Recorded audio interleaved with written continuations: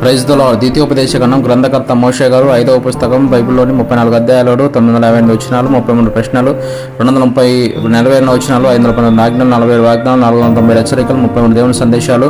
పెద్ద అధ్యాయం, చిన్న అధ్యాయం. పెద్ద అధ్యాయం 28, 62 వచనాలు, చిన్న అధ్యాయం 34, 12 వచనాలు. ముఖ్యమైన మనుషులు మోషే, యెహోషువ.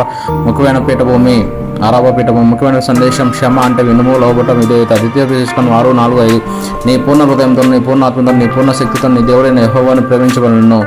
1వ అధ్యాయం నిబంధన పట్ల విశ్వాసత కోసం మోషే పిలుపు. 12-16 ఇశ్రాయేలు ఆరాధన, దేవుని ఆరాధన. 16-18 ఇశ్రాయేలు నాయకులు, పెద్దలు, రాజులు, యాజకులు. 19-26 పౌర చట్టాలు, సామాజిక న్యాయం, వివాహ వ్యవస్థ, కుటుంబ వ్యవస్థ, వ్యాపారం, అనాథలను, పరదేశుల భద్రత గురించి. 27-34 మోషే అంతిమ సందేశం.